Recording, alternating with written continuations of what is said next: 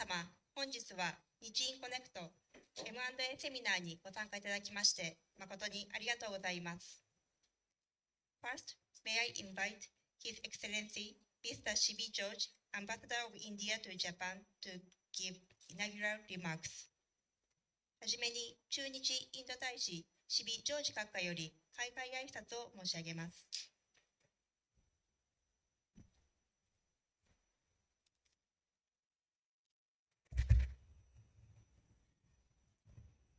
Good afternoon, everybody.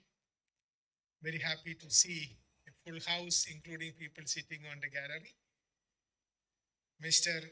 Shingo Nakamura, India Country Head, Senior MD, Corporate Banking, Mizuho Bank Limited. Mr.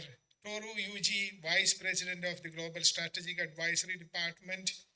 Mr. Takao Hosoya, former President and CEO of the Mizuho Securities India. Mr. Jin Torikochi, Joint General Manager of the Corporate Investment Strategy Division. Mr. Kunio Sakaide, Managing Director of Kroll Associates Limited. Mr. Makato Araga, President and Representative Director of Nitoshiko Company. Distinguished guests, friends of India in Japan, good afternoon. It is my great privilege to welcome you all to the India-Japan Connect seminar on mergers and acquisitions, organized at the Embassy in collaboration with the Mizuho Securities. This seminar serves as a testament to the enduring partnership between our two countries and underscores the expanding collaboration in business and economic domains. I would like to say a few words about the India-Japan relationship before I get into the topic. India and Japan, we have excellent relationship, excellent political relationship, excellent business relationship, excellent defense and security cooperation, and of course, very good people-to-people connect. This relationship is very age-old. We call it civilizational connect. But in the last few decades, this relationship has transformed. I have been associated with the relationship for more than 25 years. In 2000, starting on year 2000, we have seen how this relationship, which was more of a G2G, government-to-government relationship, transformed and evolved into a business-to-business relationship. And over a period of time, we have developed a partnership which has now become special, strategic, and global partnership. Why is it special? First and foremost, it is special because we have no history of conflict. We have only history of friendship. It is on that solid foundation of friendship that we are building our relationship at every phase. And today, as India transformed into an economy which is growing, perhaps the fastest growing economy in the world, a digitally transformed economy with a large pool of skilled professionals. In India's transformation, Japan has always been a very important player. Suzuki, which came 40 years ago, transformed India's automobile sector. Today, Suzuki continues to have 40% of India's automobile market. So as India grew, Suzuki grew. As Suzuki grew, Japan grew. This is a clear case of success story. In fact, it is just one of the success stories. There are thousands of such success stories when Japanese companies came to India, invested in India, did business in India, and grew with India. Last week, I had the opportunity to attend the 100th anniversary of Daikin, the air conditioners. Again, another success story. So if you go to any part of Japan, you will see companies which are investing in India, getting involved in India's economic growth, and grow with India. So I have a target. We have 15,000 Japanese companies in India. We have 5,000 branches together. I would like to make it 15,000. Be part of India's growth story. And to achieve this, there are multiple ways of doing it. One of the ways is to do what you are doing, mergers and acquisitions. That brings us to the topic. Mergers and acquisitions are transformative tools that not only reshape industries, but also create meaningful international connections. M&A activities encompass two primary approaches: mergers, where two companies unite to form a new legal entity with shared ownership and operations, and acquisitions, where one company takes control of another, often integrating it as a subsidiary. These strategies are powerful mechanisms to achieve synergies, reduce costs, and establish competitive advantages. In fact, when we interact with many of the Japanese companies, they're looking for models. Is JV a model? Is merger and acquisition a model? So there are multiple models, and I'm confident that this is one of the models which actually works. For India and Japan, M&A is a pivotal driver of innovation, market expansion, and stronger economic ties. I am told that the recent statistics highlight India's attractiveness as a destination for merger and acquisitions. In 2023 alone, India recorded 1,850 deals with a total value of US dollars 75 billion. Out of this, around 25% were domestic M&A deals. So again, there are several statistics which is given. In fact, I would not like to get into the details of that because we have many speeches by experts which are listed. I see that. I'm very happy that we have a wonderful team which would be making presentations today. As far as India is concerned, it has witnessed a significant evolution in M&A activities propelled by globalization, deregulation, and technological advancements. Companies pursue M&A for numerous reasons, including achieving economies of scale, diversifying offerings to mitigate risks, and fostering innovation. For instance, Indian pharma companies frequently partner with biotech startups to access cutting-edge research in the fields like gene therapy. The seminar not only aims to explore the practical steps of M&A from strategic planning and valuation to integration and post-merger evaluation, but also highlights its broader significance in strengthening India-Japan relationship. Once again, I welcome each one of you who are joining us today. I look forward to a very fruitful, active, and productive session today. Thank you and good afternoon.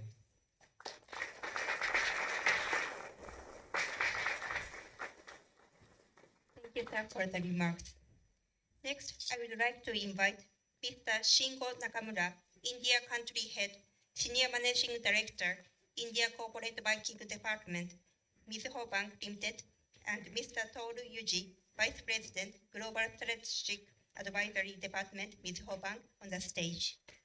続きまして、みずほ銀行執行役員、インド営業部部長中村慎吾様およびみずほ銀行国際戦略情報部バイスプレジデントユジ・トール様にご登壇いただきます。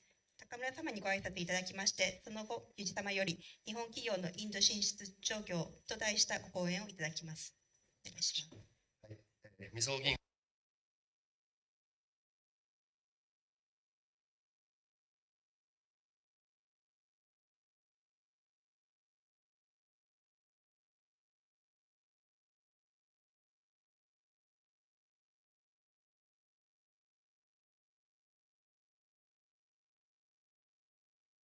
Much indeed for having us here today, and I would like to extend our deepest gratitude I usually am living in Delhi myself, and then while I'm living and working in Delhi, what I am feeling to the heart is that we have quite a lot of people who are coming on a business trip, and we used to have a lot of them, but actually the president of our company or the board members and directors, they're having more and more visit and a business trip over here in India, and they are seeing that all the time, the global head, they are always talking about India, but when the president and the top members are visiting so often in India, they are trying to understand what is happening there with their eyes. And quite a lot of people in Japan are saying that it's like the 20 years ago China. And I've been reading the same in a newspaper article.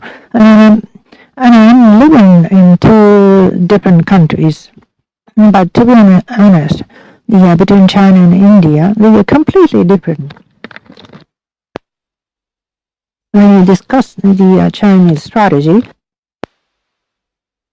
we'll discuss from the Singaporean point of view. And some members are looking at it from the Middle East point of view, some people from Europe. Their views are very much varied. But here today in Japan, India is not Asia, it's not the Middle East, it's not Europe. So people are separating from those countries or continents. And actually, we are supported by the Singaporean entity, but there's quite a distance from Singapore versus India, and also we really can't compare them in terms of the strategy from any other Asian countries. So how we capture India, which is a unique position, and how you are going to make a decision on the investment into India, that has to be learned once again through to the session. And as you can see, we've got the 6 entities and the footprints in India, and so Mizuho Securities have got the local footprint in Mumbai, and so we have group subsidiaries.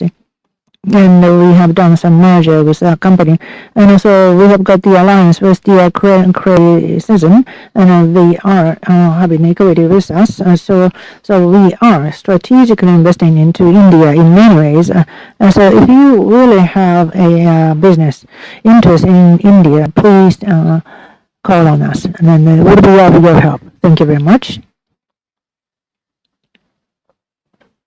And now, from my side, I'm Yoshi, and I really would like to have a discussion upon the Japanese company returned on the investment into India, and on behalf of Mizuho, and I'd like to extend my deepest gratitude to your support on our presentation here today.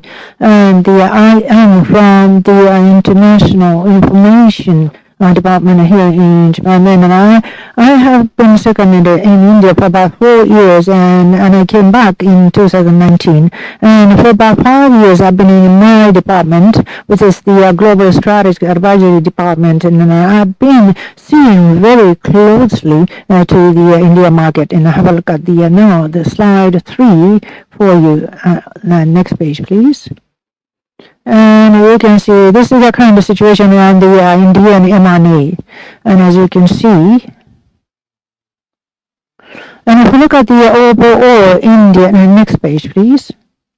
And if you look at the overall situation, including the third-party allocation investment, approximately the 2,600 cases were actually signed up, and especially about the overseas countries M&A, and that's approximately 707 cases that are those are the deals, and that's about 25.8 billion. So that's about the 3.87 trillion yen in terms. And so, and basically the high-tech industry is invested in the top. But if you look at it, and this is the breakdown of those countries, and the U.S. is the biggest, and then Japan is located in the 3rd place in terms of the actual proportion of the investment. Now, if you look at here, And this is just the breakup behind the M&A between Japan and India. In 2023, we had 51 deals, and out of the 53, 51 cases. And from Japan to India, India to Japan, there was the M&A deals. And you can see the 51 deals in comparison to the 2019 with the 2023, it's the same. So it's the largest number in the past. In the amount-wise, it was the 1.6 billion. So in comparison to 2019, it's just about the 30% of that of the 2019. So we're having the minor finance, the M&As more and more. And you can see starting from this year, 2024, these the publicized M&A deals, and you can see Korean Care Transportation has done through the M&A deals, and also, and then Seiko was one of them who have signed up the deals, and they managed their local company, and this is the first time for them to enter into the India market. And if you look at the next page. Now, once again, this is just for your reference, but these are the listed companies in India, and you can see the Japanese companies are a part of the equity owners, and of the total 60 such companies, 30 companies are investing as a minor shareholders, and this is one of the ways to invest into Indian market. So this is just an example and a snapshot. And from the next page, you know what, I really would like to capture the current trend of the Japanese company investment. And you can see this is the questionnaire result of a JB. And you have seen this before. Back in 2023, and you see there's a huge gap that is being made by India. So they have topped twice in 2 years in a row. And on the next page, and in our global strategic advisory department, now we are supporting the various kind of companies, the investment into the many countries. Approximately 2,600 up to 2,700 cases were consolidated with us. And last year, actually increased by 1.5 times in comparison to the previous year. So you can see the approximately 349 deals were consolidated with us. So everybody is very much interested and keen on them. And you can see approximately half of the deals are the ones in Asia. And within Asia, Indian investment is the biggest. And if you look at the Chinese mainland, you can see we have got some reorganization or some withdrawal cases, but apart from the Asian region in Chinese mainland, I think the top request most likely the market research and also the support as well. So tying up with the local company in order to deploy the businesses as a collaboration. That is the most popular form of their interest. And as you are aware of this, by the way, what is the attraction and also pros and cons, and those are things you need to pay attention. On the right hand side, it's fierce competition is there, and His Excellency mentioned in his speech that it's been 4 decades. The Suzuki has developed their local entities, and based on their experiences with the local companies, it's been the fierce competition and against the local entities, and also the competition against the European and US countries. So in that sense, the collaboration with the local company could be one of the options for them. And also, when you think about the overseas deployment of your businesses, this is the standard process that you may consider. And as you can see, the collaboration with a local company, when you think about that business form, you will have to opt out or opt for many things, as indicated in the diagram. And then quite a lot of people are asking, especially in the manufacturing area, through the merger, you'll be able to own the plant, or you'll be able to establish the plant through the J&B.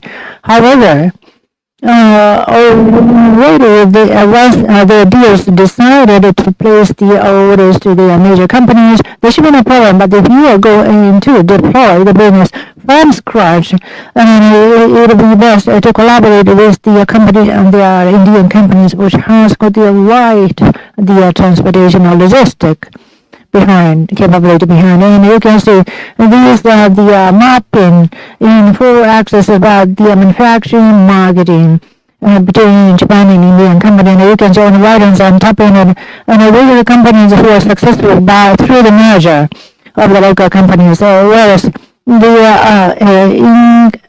other cases, even if they are Japanese company manufacturing parts and the labor marketing in India, things are going pretty well. Let's say in case of the Honda or the Kagome, the ketchup manufacturer, they have started the business with the local company, but now they have decided to own 100% of the share in order to run the company, so it's different from the initial intent. Let me repeat this once again. Between Indian local companies versus us and the Japanese companies, in order to seek for the JB or M&A, there are pros and cons, merits and demerits. So you really have to understand the best in order to seek for the collaboration with the Indian companies. And as you can see in the red circle, and you need to aim for the speedy deployment of businesses through the M&A or joint venture. So utilizing the strengths, capitalizing on the strengths of the local companies, and that is the most popular approaches taken by the M&A companies in Japan. And this is a bit older data, but back in 2022, and those are the customers of our New Delhi footprint, and this was the capital investment proportion, and we can see the Japanese investment was the largest. However, and the share was the biggest, but in the past decade, since 2012, at this data point, we are having an incremental number of Japanese companies who are owning the equity, and also some of the overseas countries and their companies are having equities. It means that the competition is even more fierce. So I think that's the reason why we are having more and more the JV and M&A consultation with us.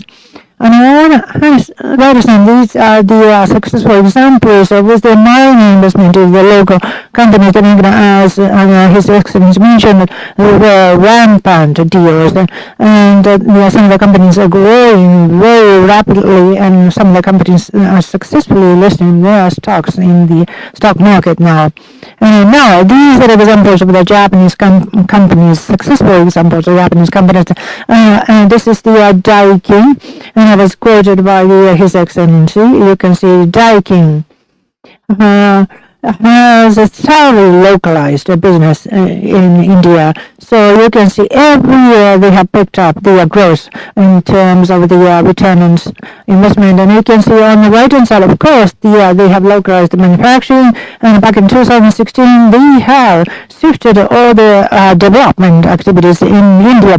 So in northern part of India, it's best to have, let's say, the just the warm and feature, not only the cooling feature of the air conditioning. So they are trying to meet the needs of the local countries, and also some of the senior management members are the people from the local area, and also the management member of the local entity has stopped one of the association labor trade association locally. So, and also this is another example in which was successful by through the M&A, like JFE, or as you can see with metal, but mainly JFE steel and Nippon Steel. Those were the successful examples that you were aware of. About Panasonic has got the wire harness division, wire electric.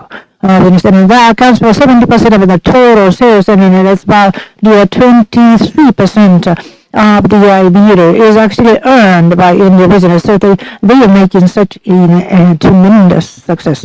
And now, if you look at it, And then in case of the mid and small companies, success example is laid out here. The Taiyo is the company who has the headquarters in Kochi Prefecture. And you may know this example, but they are manufacturing the plowing blade for the tilling equipment machine. And back in 2013, for the first time, they decided to deploy the business in India, and every year they are growing their businesses. In case of this company, Taiyo, and they've been tying up with the private companies, and also they have employed some experts about India, and that's the reason why they are making huge success in India. And so it was such a short explanation, but that is all for my presentation. Thank you very much for your audience. ありがとうございました。続きまして、前みずほ証券インディア社長細谷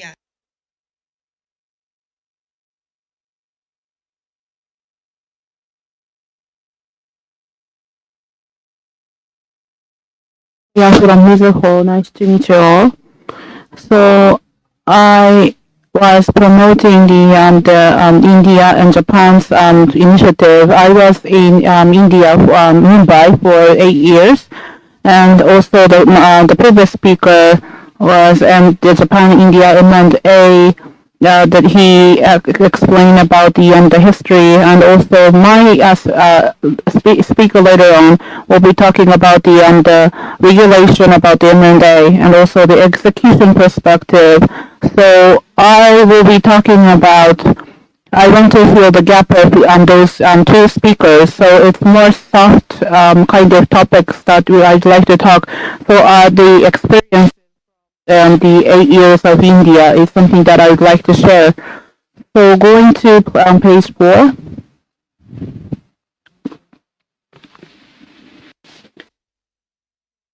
The M&A psychological hurdle that the Japan company has.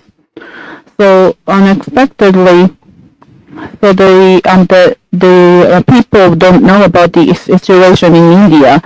It's more like old days, like developing countries or poverty or uneducated, still stereotype of understanding.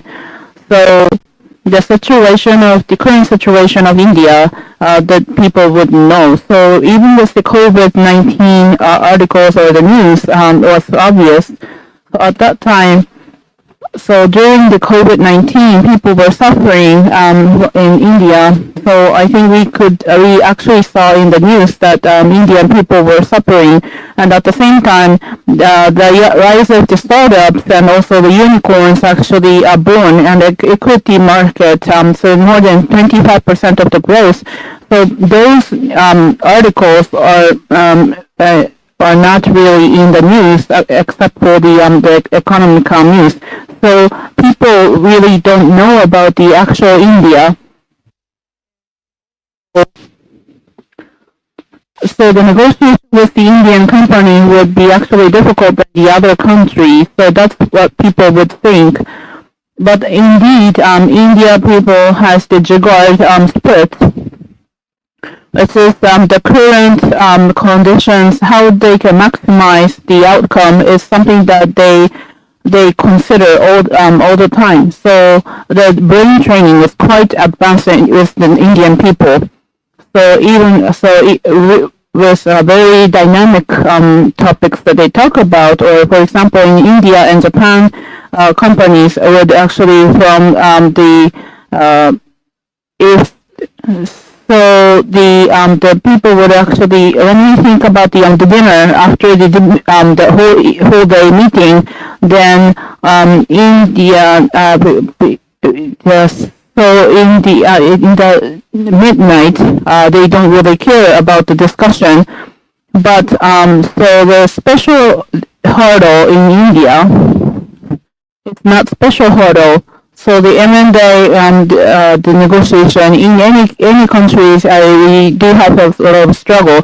And I was in Hong Kong for 7 years, and also in China, we did some similar business. I was not really familiar with Chinese language, So at the timing, smile or laugh at the same time, and also angry or negotiate in timely manner is something that it was very difficult because I was not able to speak Chinese language.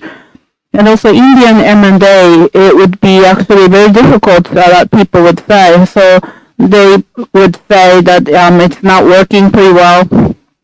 But when the M&A that failed in the past, it's not really the reason driven from Indian companies. So actually the seller was trying to rush them so that they couldn't do the DD, or there was no commitment from the headquarters of PMI, and also that so there are some of the other reasons outside Indian companies. Next slide.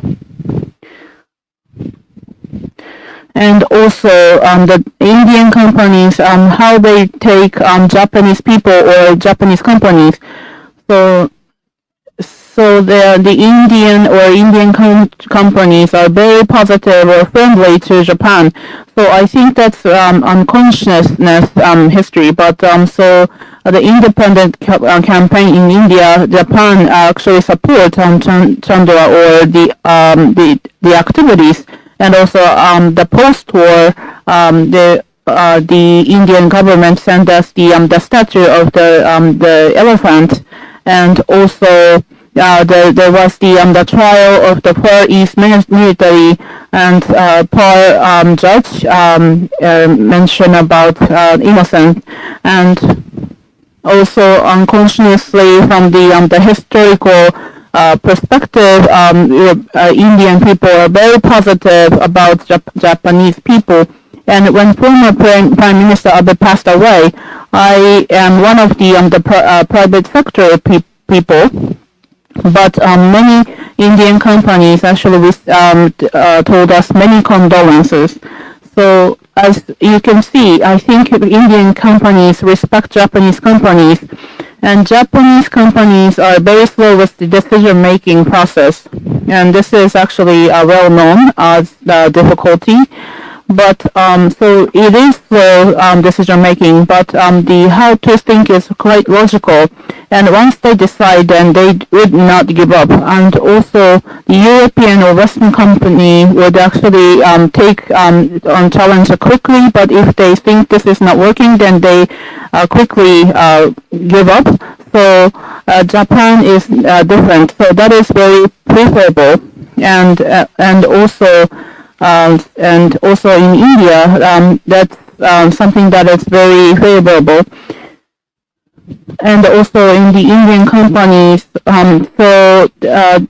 some of the Indian companies consider they would sell the shares, but they want to narrow down to the Japanese companies sometimes. So we do have some cases that they limit to Japan companies. And also the promoter-driven, this promoter-driven meaning in Japan, like boxing, like for using for the boxing, but in India, it's more legal aspect. It's former word. So this is like a founders or the founders family that equivalent to the promoter. So I'd like to use the word promoter from here on. So often Japan companies ask us the negotiation with the Indian company, so the promoter or the individual would actually decide, is that true? Is the question that we get. So my understanding, this is true. So especially with the M&A, so with the promoter, as a result of the M&A, the money that being paid, it goes to the promoter, and also the son would be in some position of after the acquisition. So that's we need the agreement or the approval from the promoter. That's true, and this is not unique to India. So owner-driven is something that it's universal, and also in Japan it's the same. So when you think about that, then why in Japan or why in India, why people would actually say that this promoter-driven? Then compare with the other countries. So the promoter-driven company, so there is a huge ratio in society. So when you think about most of the cases, promoter actually accounts for the majority. For example, in India, so the 50 company was the value. Promoter actually owns the share, and also in Japan, so it's like 2% or less. Next page. And for the to deal with the Indian M&A, especially with the funding percentage that we focus. So in Japan's company, so few percent that they want to fundraising, and let's say it's the marketing activities, and so that we can gradually do the tie-ups. It's like a trial approach.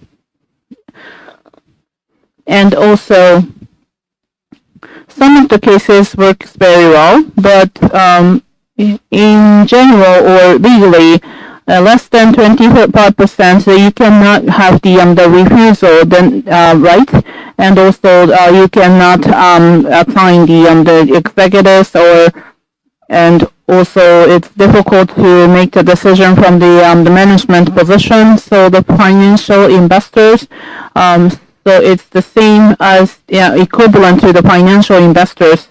So. And in case, if the Japanese company want to have the business synergy, then you need to consider majority fundraising. So that is more strategic aspect, and also that is the activities of the salary. And at that time, the promoter is going to be the M&A's counterpart of the negotiation. But after the merger or acquisition, you need to contribute. So they would be they will have the customer or other related stakeholders. So they need to support us. In that case, then the Japanese companies, for example, when they consider M&A of India, so as soon as possible they need to consider promoter equivalent, and also the executives can go to India and also directly talk to the promoter or the executives is quite meaningful. And also whether they can trust them or not, it's something that they can identify. And also if you feel suspicious or awkward, then you should actually deny that the cases. So if you feel something that you cannot trust, then there's very rare case that you can trust later. So I think you should cherish your intuition. So after the merger, the contribution to the business and also the support of the PMI, then so you need to be on the same boat with the promoter, like a 20%, 30%. You need to have the fundraising ratio. So I think that is the best way. Next page. So these are the points for the selection of the financial advisor. So everyone, when you purchase Indian companies, of course there are human resource problem and also the knowledge problem as well, and also the time differences. So the advisor, financial advisors that you should hire, and the point for that is that we specified here. So what I really think is important is that in Japan, the Japanese people are running the team, and then in India, Indian person is running the team. So we need to have the advisor to be liaison of those. So depending on the situation, and so the Japanese companies sometimes need to consider the strategy on their own, and also in Japan, you need to consider the strategy as well. But at the same time, you need to engage in the negotiation in India as well. So when you think about that, then between India and Japan, like time differences or that we need to consider, then so even in Japan, you have the team, and also Japan Indian team in mixed up is quite important. And also, especially what important here is that it's sometimes common sense in India is not for Japan or vice versa. So I previously mentioned, so Indian people are very good at brain training, and also they are very dynamic critical thinking process. So when they talk about a very huge topic, that it's very normal in India, but in Japan, it's actually not really polite, considered to be not really polite in Japan.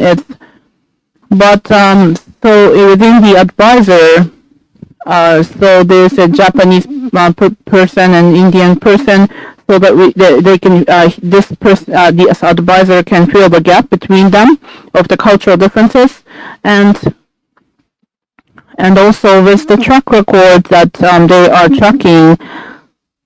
So like communication, the smooth communication between the team is very important, and also the deal within that is from the legal firm or the accounting firm. So if there's any change in the regulation, then you can collect more information, and also the Japanese company, and also to hire the advisor of the accounting. So this consultant or investment that you can be flexible is something that you can expect a lot. So the FA who are very experienced is very important to hire. Next page. So this is the post-merger acquisition topic. So it's not the goal to complete the merger, and it's the start. And even after the merger, you need to have the continuous dialogue, and also you need to have the mutual understanding, which is very important to have the smooth PMI. So with the top players or the executives, you need to have the continuous alignment on the body, and also you can send one or two person representative. They would be very lonely, separated, or maybe some cannot blend into to Indian company. Then it's not really good, which is really things that we need to avoid. So in Japanese headquarters, it's totally different. It's a business practice, so we need to have the right understanding of the to run the business in other country. So they are some of the administrative punishments in India. So you should not be really surprised. So you need to deal with this, and also you would think this representative forgot to collect information or could not really negotiation. So Japanese companies trying to find the criminal there, but so to run the business in India, you need to understand that India is such country. So I think it's a very important point. And also the board member, so the board member is quite important. How to structure them is very important. So the board member, so from the governance perspective, is important. So I think it's obvious. And also when they run the business, so the stakeholders, the selection how you can tie up, or how you can approach, or how you can approach the customer, how you can have the strategic negotiations. So it's very important to have as a consultant. And also, when you consider the funding ratio, and also so you shouldn't be really putting all the resources of the executives in Japan headquarters, or just dispatched. So you can appoint some of the representatives. So one person is the first time in India, or the responsible in Singapore and Asia. And also, if another person is from Japan executives, no one understands the India. So to the promoters, the experienced promoters is difficult to negotiate. So those were very common with the governance in Japan, and also the promoter. So you need to understand the Indian business, and you need to be bold with the negotiation with the Indian negotiation. So you should assign such people. If you cannot find within the company, then even if it's expensive, so to make to use of your investment, I think you need to hire externally. And also sector specific that it would be required, then to accept with the competitors, it's quite difficult with the conflict of interest. So maybe retired executives that you may be able to hire. For India, compared with Japan, senior executives, they have to respect more than Japan. So you may have that approach to make this happen. And this is the end of my presentation. And when you consider Indian M&A, so I'd like you to be helpful with the information to have the lower hurdle of your psychological hurdle. Thank you very much for your attention.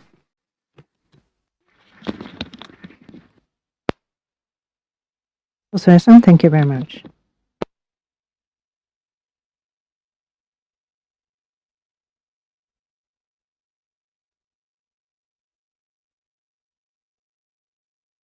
Okay, next, I would like to move on to Mr. Jin Toriko's presentation, and General Manager.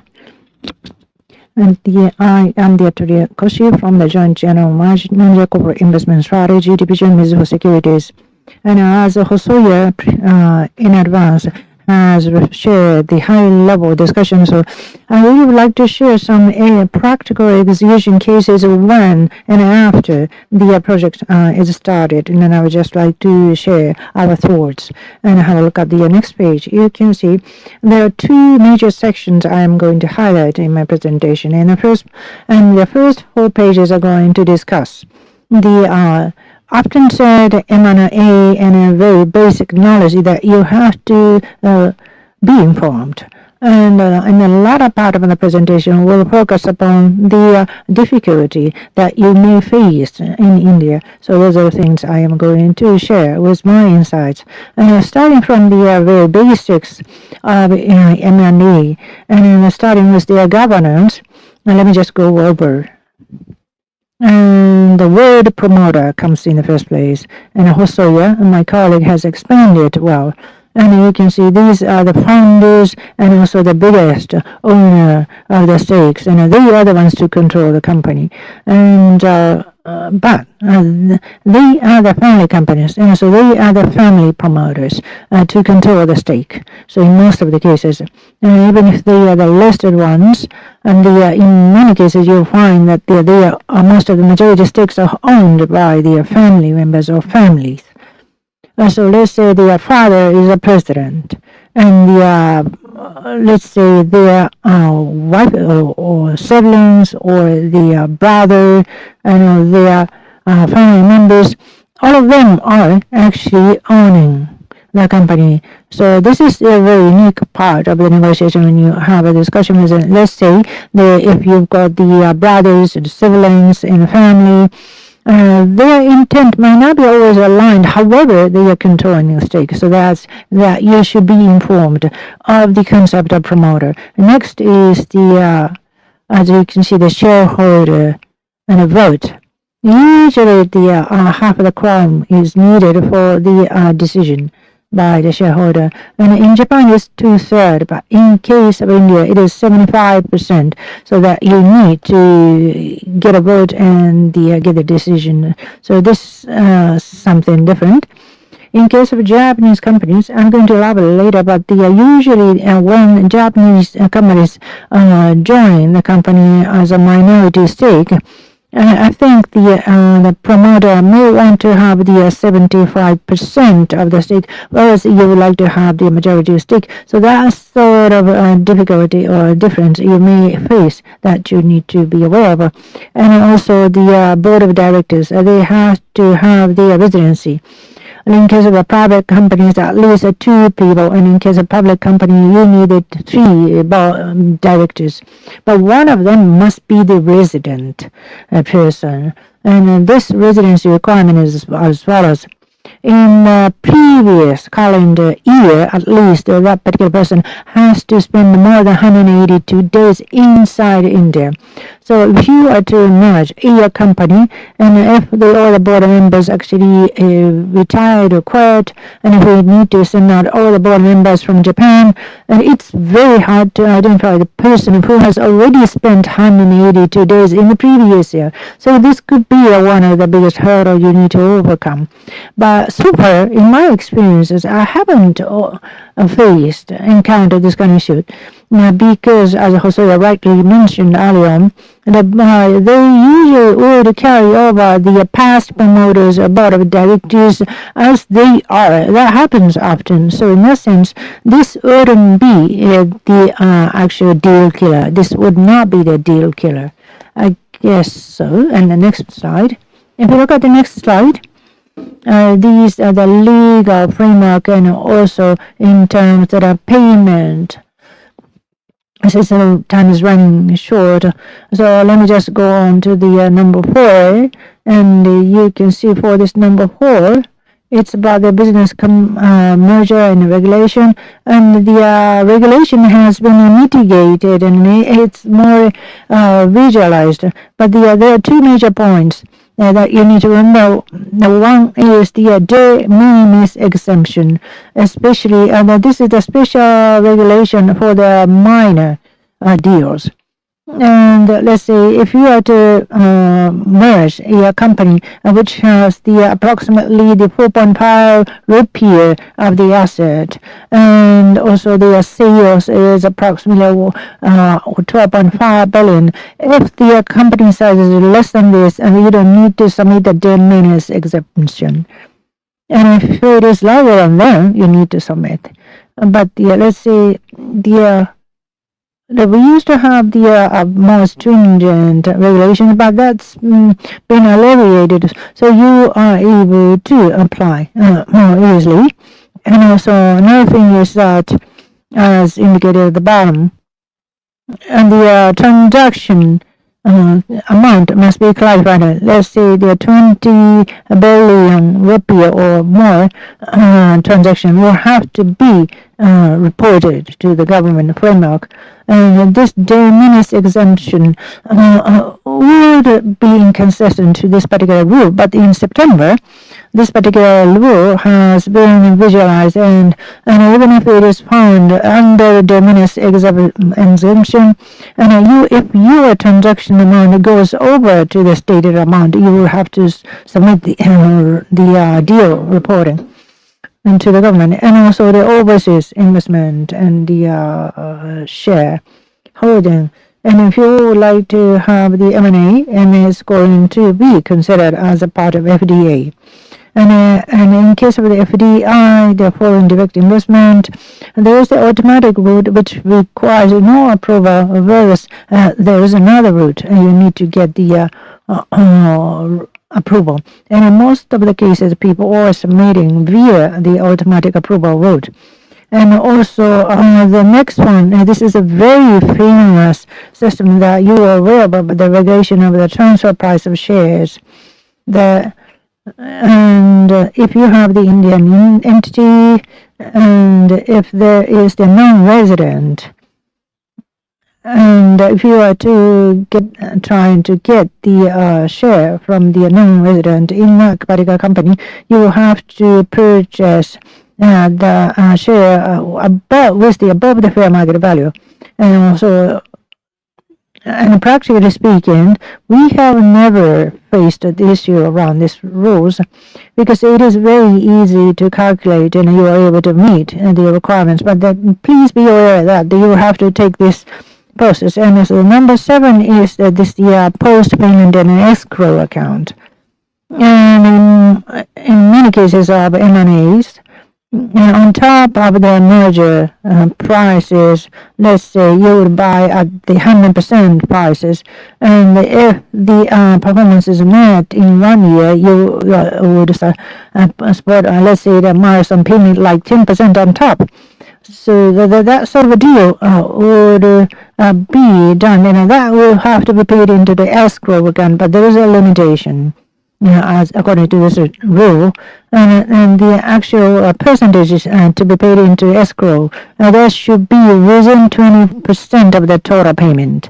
And also another thing that you are able to calendarize the payment in the maximum 18 months, but that's not longer than that. So when you are going to pay it in the past later, then you have to consider this. Limitation on the escrow account. And so the next slide is something you are very much familiar with, but these are the M&A measures that are allowed in India. And there are in total 5 of them. One is the share transfer, slump played asset transfer, and the amalgamation, as well as the demerger.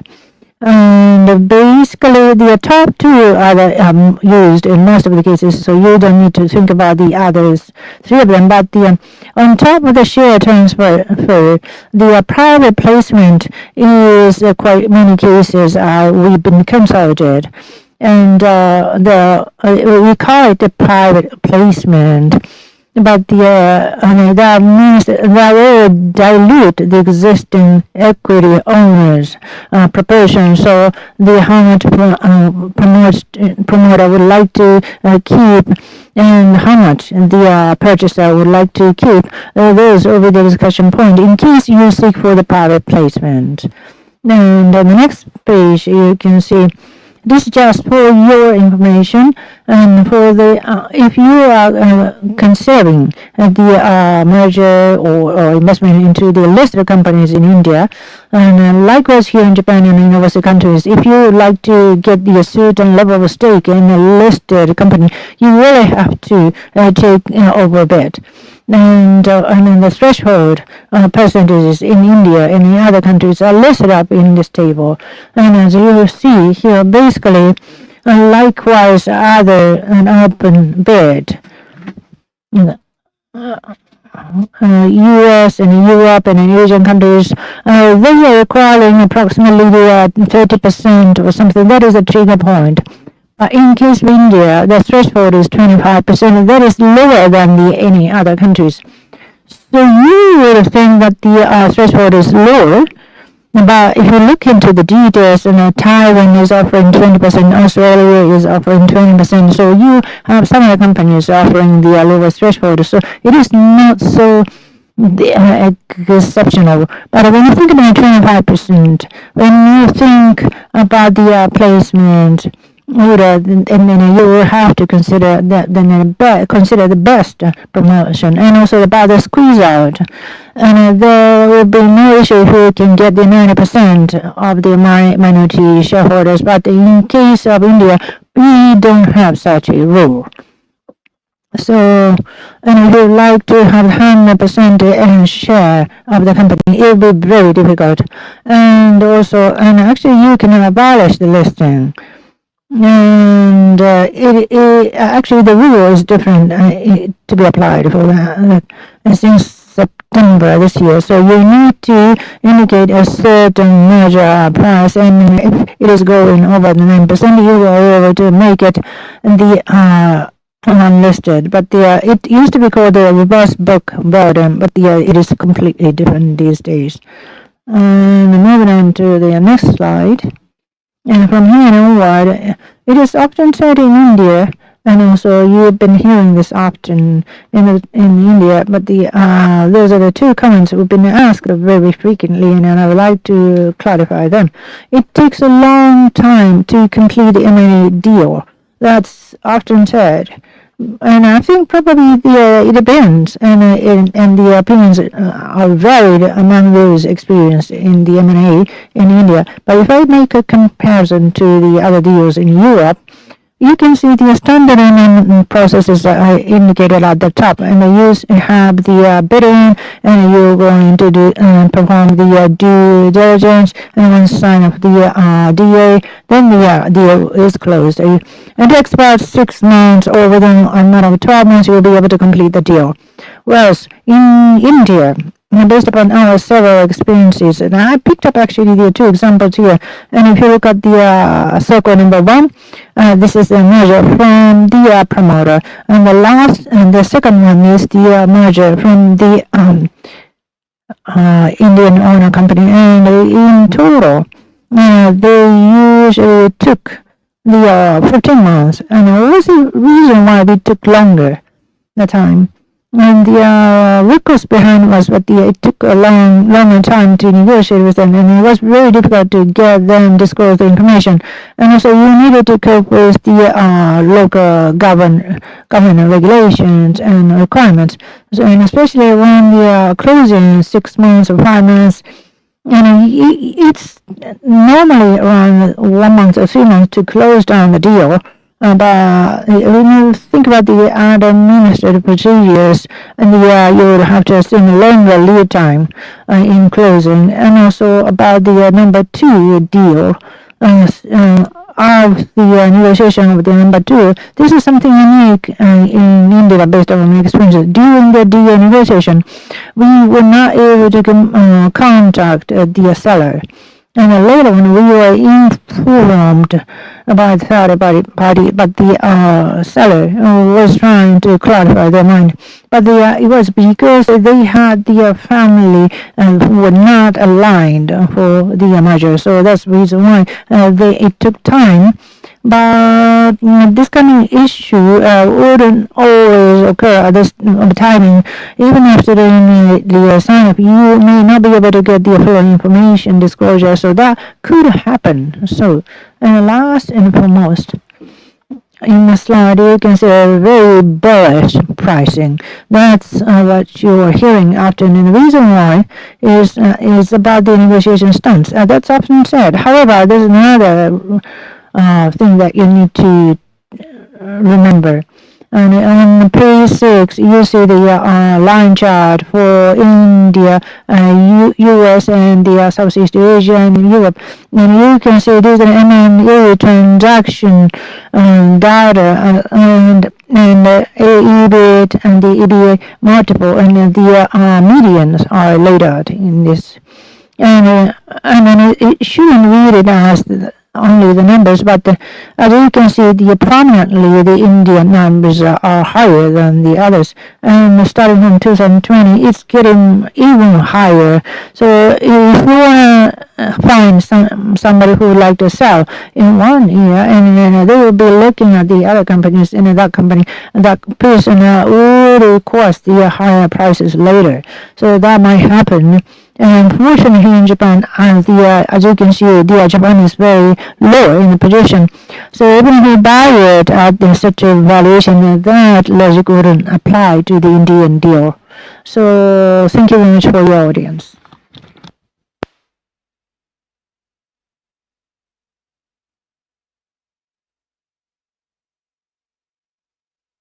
Miyake-san. Thank you very much.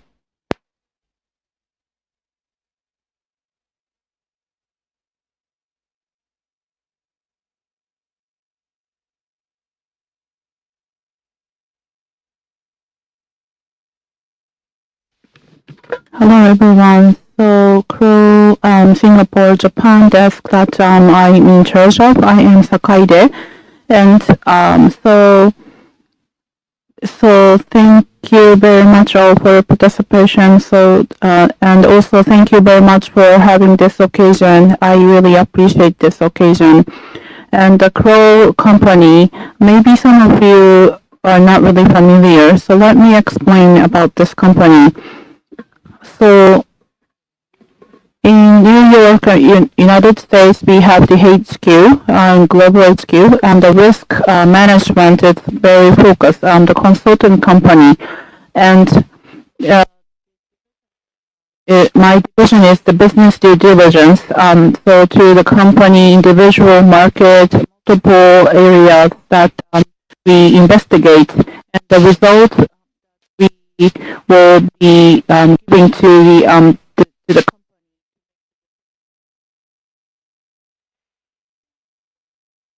in 10 years.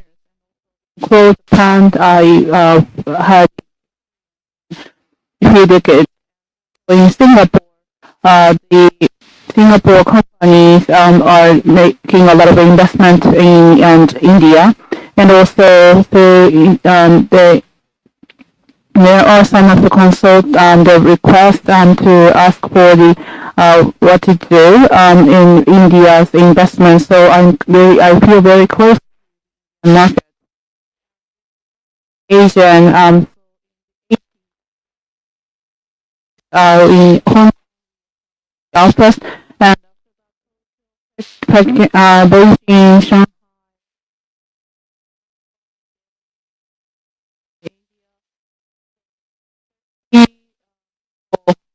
other that we are communicating frequently.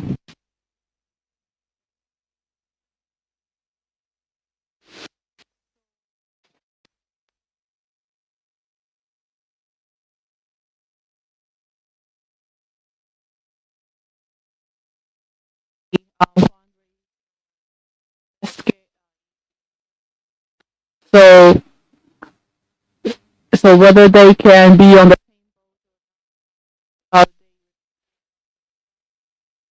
and a little bit different from our perspective. So, for example, like a legal or the finance, the information is goes from the and it, what we are doing is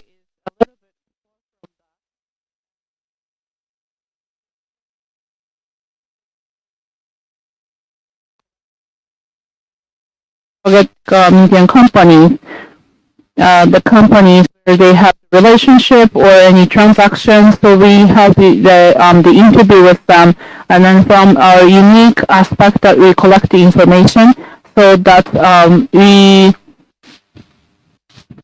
are identifying genuine the aspect of the Indian company. So that is the mission that we're working on.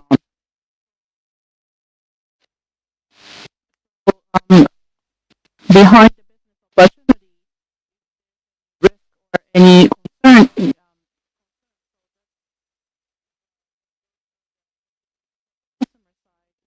and also diligence,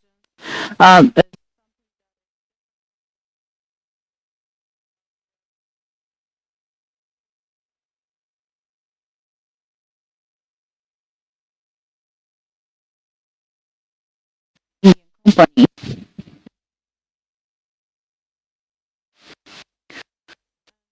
Like the Indian M&A that the companies are considering, and what kind of these are the maximize our so from the Indian that received. So from Europe, Western countries, including Japan, Korea, Chinese. So those clients are considering to work with Indian companies. So these are the item of the investigation that being requested. And usually the history of the company, as Mr. Ho mentioned in the previously, like a promoter history, including that aspect.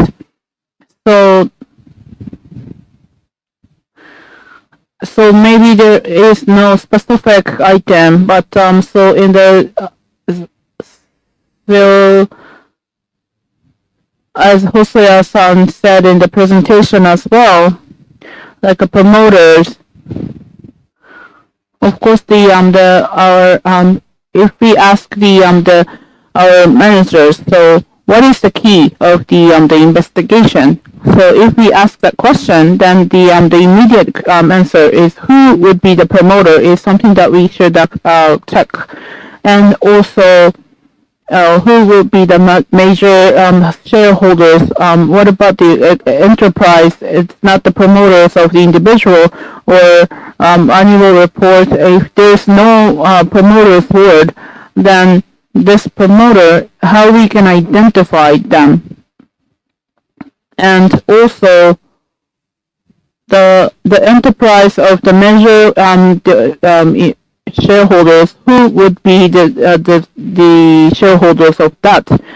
So then we can actually reach out to the one individual.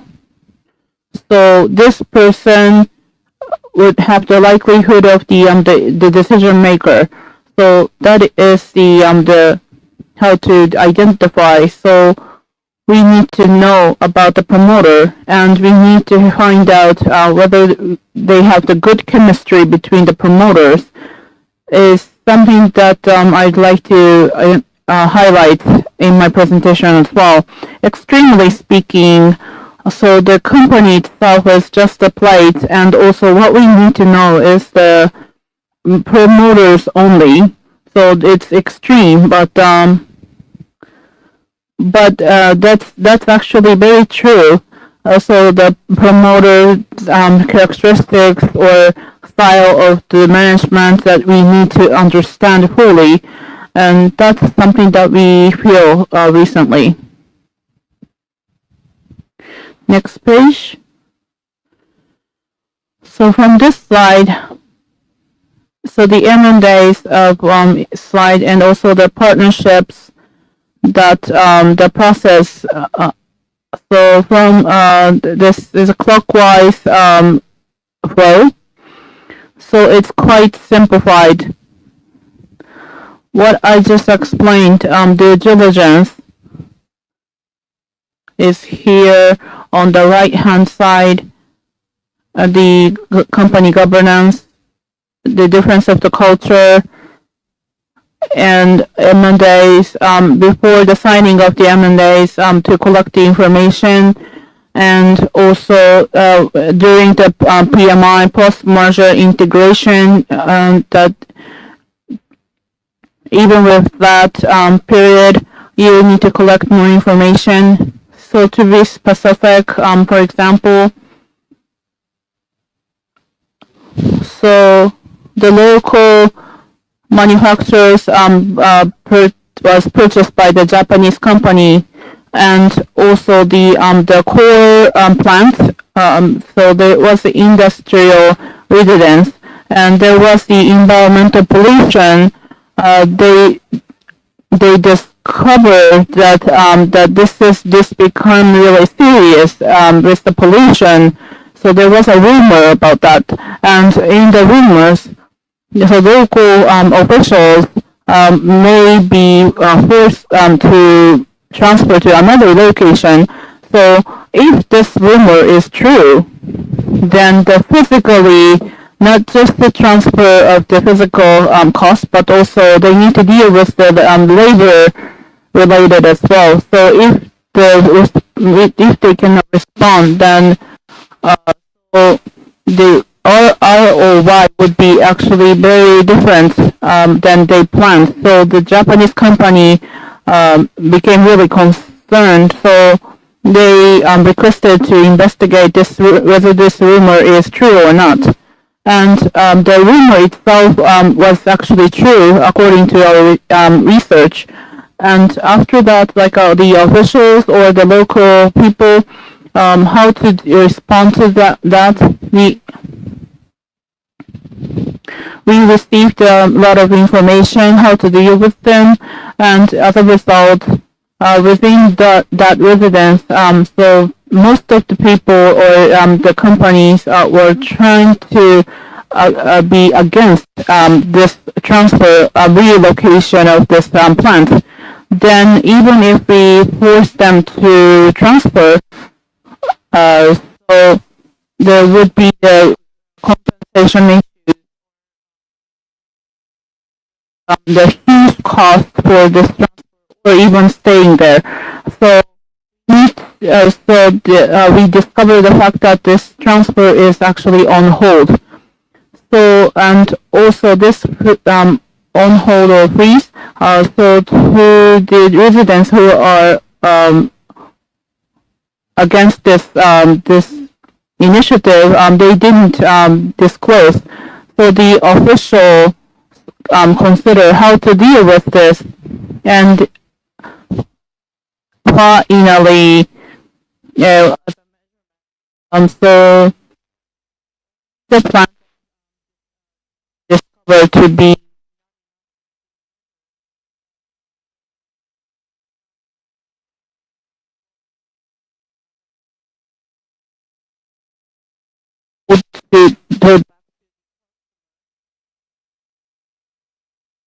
and we most interest here is whether the plants that the Japanese company purchased is actually the target of transfer.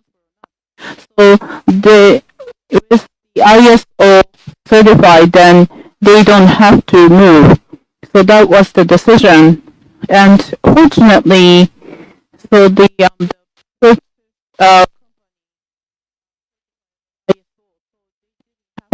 so result, it was a happy end.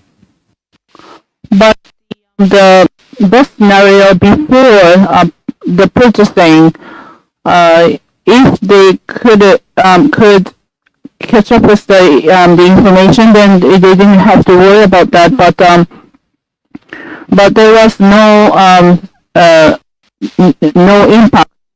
The plant was dealing with this incident. So, not just assessment of the promoters, so at the timing of the PMI, in multiple reasons that many customers would actually require to keep researching. So, if necessary, then we would give the support on that. So, just explain about the one use case. Annually, 40 to 50 cases that including the due diligence of India. So we are doing multiple investigations. So if there's anything that you can learn, then I'd like to talk about that in another occasion. Thank you very much for your attention.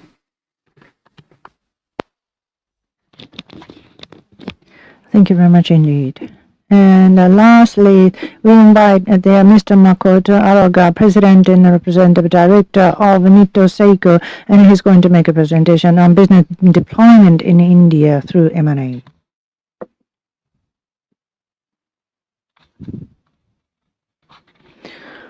Thank you very much indeed. And since the time is limited, so let me start on my presentation. My name is Araga from Nitto Seiko. And let me just briefly explain how we deployed our business into India. And if you look at this, and you can see this is our corporate profile, and we are located in the city of Ayabe in Kyoto. It's about 1 hour from the city center in the north. So we are very close to the Sea of Japan.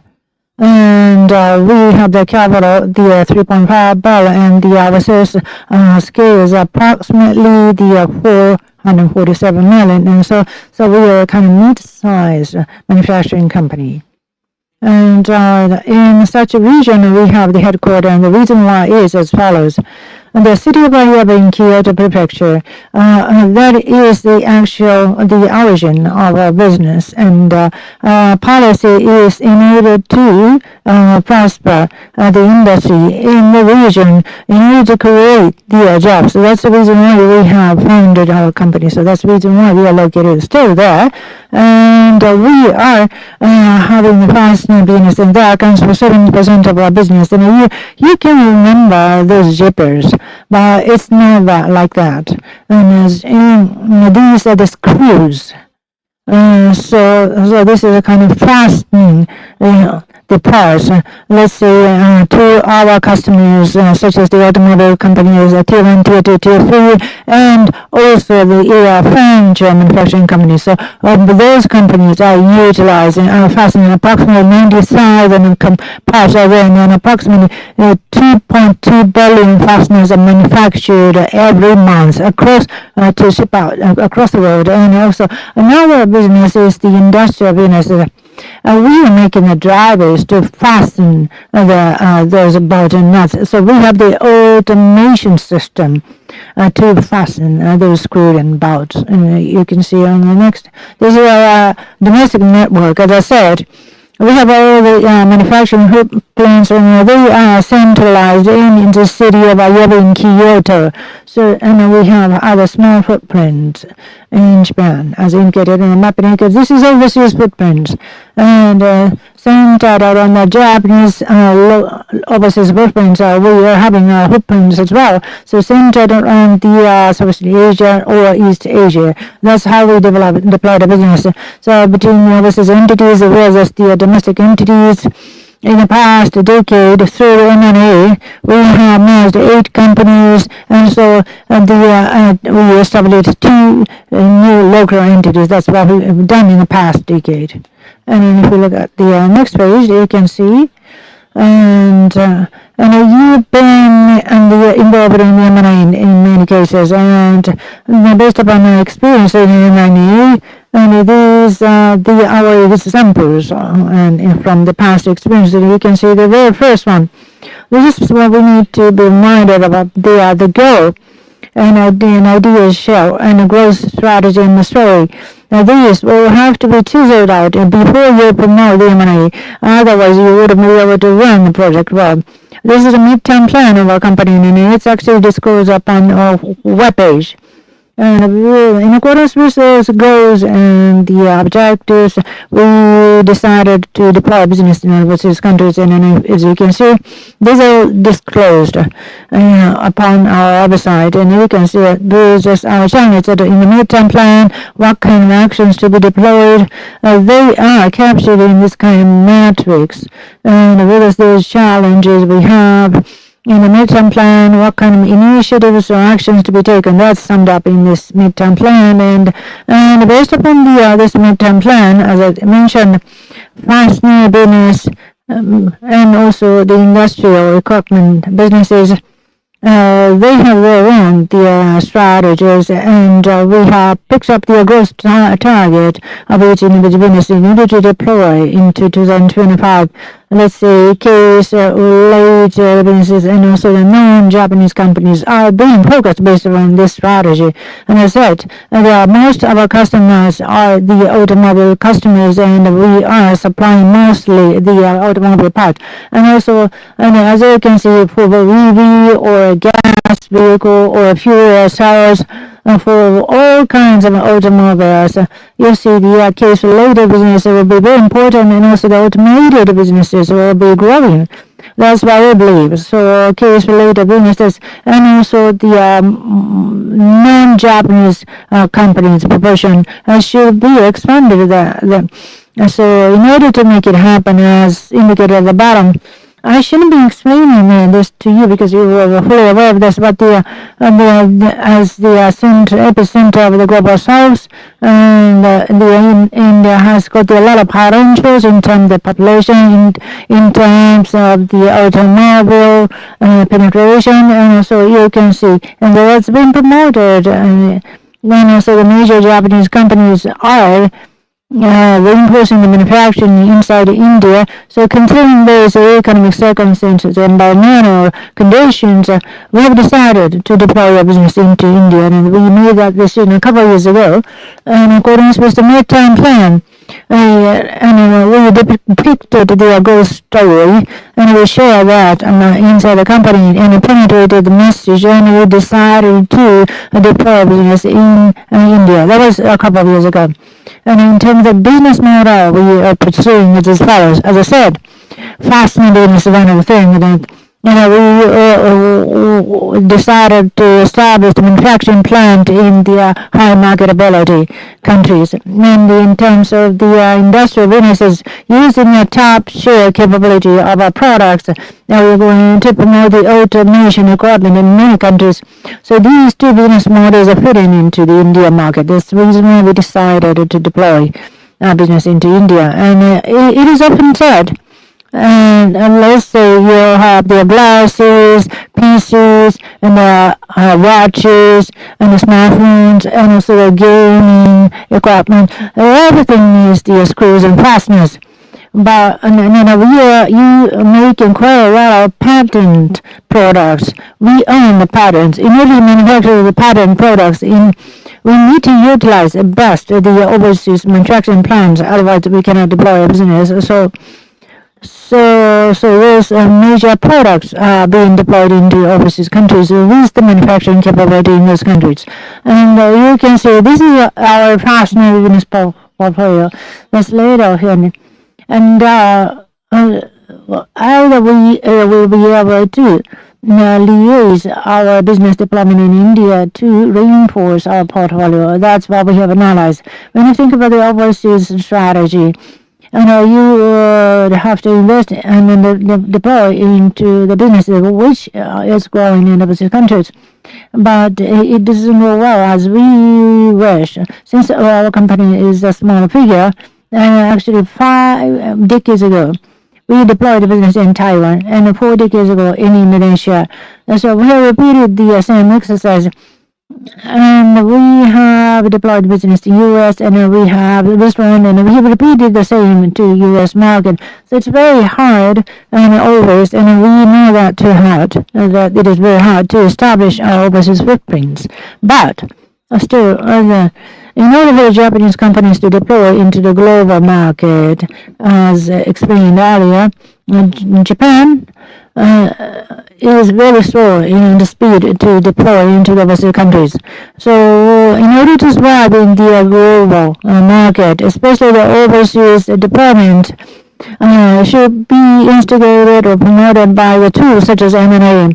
Since I'm the president of the company, but in the past decade, I'm actually doubling the corporate planning strategy head. And then when we deploy manufacturing in overseas countries, and I'm saying that we should be using M&A as a tool. And for the new businesses, yes, we need to establish on our own. But for the special capabilities such as lab, probably we need to establish our capability in overseas countries on our own. So those kind of classification has been done based upon our experiences, knowing that the effectiveness of any risks. And since the time is limited, so you will be able to review it regularly for your reference. But always the M&A is a company with a certain level of risk, so you have to pay utmost attention to those risks associated with M&A. And next page. Now, specifically speaking, this is their company, Balkan Forward Forge. These two companies became a group of a Nitto Seiko in order to join hands to deploy the businesses. And 300 people working in terms of the sales, approximately 1.4 billion sales is actually performed by these companies. The reason why we chose them is as follows. And they have the capability for the tooling manufacturing and also production capability and also the future potential of their customers. And also in order to trust these companies to make them into a group is that the actual transaction years with them, and also their corporate stance, management stance, and also the profitability. So those are the reasons why we decided to pick them. Since we have got very few quite a lot of non-Japanese companies that they are doing the business with 40% of their business profile. So let's say they are doing the business with the Japanese companies like Suzuki, but we wanted to have the business with the non-Japanese companies that profile is shared with this company. So there's a reason why we sort for the output as follows. We have the patent products to be manufactured in India, and also the group capability, and also technical capability reinforcement, and also to fulfill and enhance the product portfolio, and also expand our sales channel. So those requirements are met with these companies, and they are actually focusing upon 100% sales, and they only have the sales channel in India, but they wanted to deploy them outside India. So, and also they had the will to deploy the patent group manufacturing. So their will welcomed, and also Nitto Seiko's business intention. They were pretty well matched. And here you can see dividend and processes. So I think this is the message that I overlap with the previous presentation, so I'm going to skip it, except the fact that you will have to closely monitor every individual step you are taking on the M&A process, and also you will have to thoroughly perform the background investigation as well. And now, under the circumstances, Nitto Seiko has picked up your selection criteria in order to join hands with the company in India. So those are the 4 major points of selection. And you can see, as I said, M&A in India would take time. That was explained by somebody, but we believe that we will have to take and invest time as much as we need, especially for the M&A, cross-border M&A. We have to deliberately invest our time in there. And because we need to evaluate if their product portfolio or business portfolio is matching to ours. And also we need to analyze fully the management members. Always we will start out the discussion with the top members of the companies, and we are going to check if we will be able to run the business with those people together. And in our M&A, after the merger, for a certain period of time, we are going to keep all the top management members in the upcoming several years in order to run the business together with them, in order to inherit or hand over whatever we need to. And if we are not able to do that collaboration with them, that we will ask them to quit. But and also, as you can see, the financial statements and also the financial status will be also fully analyzed. And taking this opportunity, by the way, you can see these are the honest views of the schedules. Initially, we laid out the schedule starting from the February 2023 up until the December 2023. We were supposed to complete and sign off the deal within another 10 months. However, virtually started from the February 2023 up until the closing in December 2025. It's been taking a little longer time, and I think the previous presenter mentioned we have had several reasons why we have postponed the due dates. Because of those reasons, we have actually delayed the final closure of the deals. But unless you clarify those issues, and you would end up the troubles after signing for the deal. So that's our belief. So M&A, that is not the ultimate thing that we should pursue, but we should pursue the growth factors. And you can see, let's see. e-stock on the account has been introduced, and at the time the M&A negotiation actually overlapped. So that's the reason why we had the level of delay due to the administrative processes. That was one of the reasons. So, and it didn't go well as we planned initially. But according to our example, we have this kind of slippage. And I am assigned as the president since last year. But at that time, I was the senior managing director, and I was also the head of the corporate strategy division. And then I proposed this, but now I am in the president position, so I'm struggling to achieve this target date. And let me just look back upon the M&As in India. This is what we have experienced and reflections from our deals. And just for your reference, we need to obtain quite a lot of permissions for the business. Depending upon the states, it could be different. And actually, our partner had the various kind of manufacturing footprints in different states, so we needed to consolidate them. And also, you need to evaluate the book value of these shares, and it is necessary. And also, the electrification of the equity, that is ongoing in India, so we need to take the procedure for that as well. And also HUF, so-called Hindu and Bhatta family, and also home, the importance. And HUF is a bit of the detailed.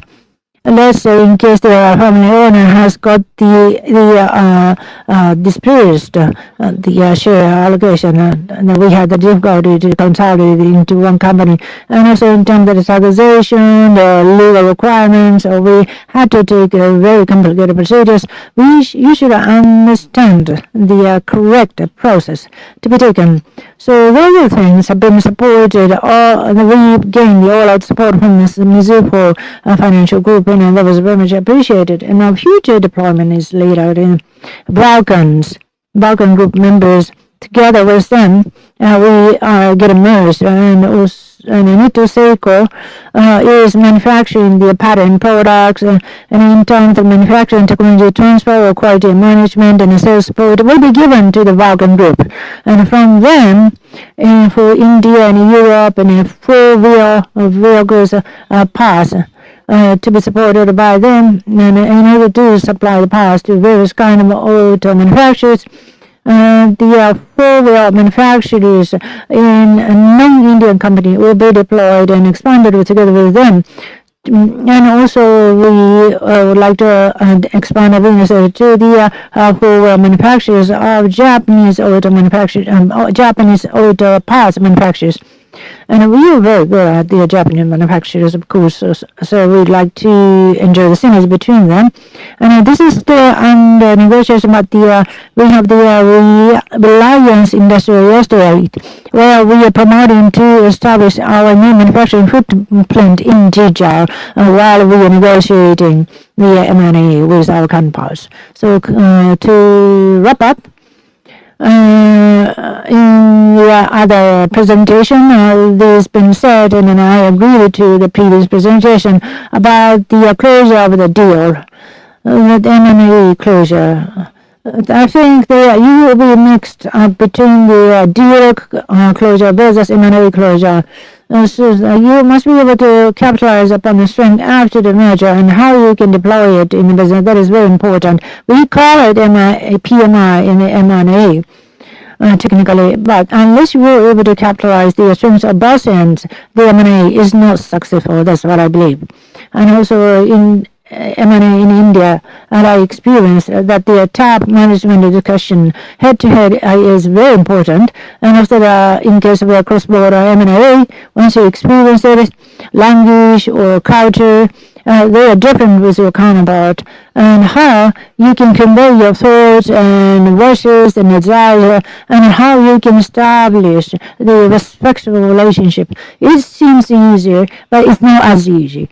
And in the past 5 years, we have done the 5 M&A deals. Even with the Japanese counterparts on mainland, it was very difficult to negotiate with them while keeping respect to them.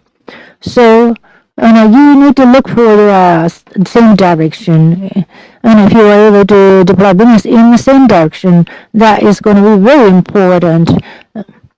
And the country India, as fully depicted by the other presenters. You mentioned that it is difficult, it takes time, you have a shared resource, but on our part, since we are the manufacturing company, so we would like to capitalize on the technical capabilities of two companies or counterparts and while paying respect to them. That was the very starting point of our successful M&A. Of course, we are promoting the negotiations with our counterpart, and at the same time, after the merger, we are currently trying to promote the future deployment of businesses together with M&A. In that sense, our deal is very much promising. And I hope that those insights and experiences will be of your reference and help when you think about the development of the business into India. And we've been supported by various kind of people to be able to deploy the business in India now. So I hope that this will be of your help. So thank you very much. With that, I'd like to close my presentation. Thank you very much for your audience now.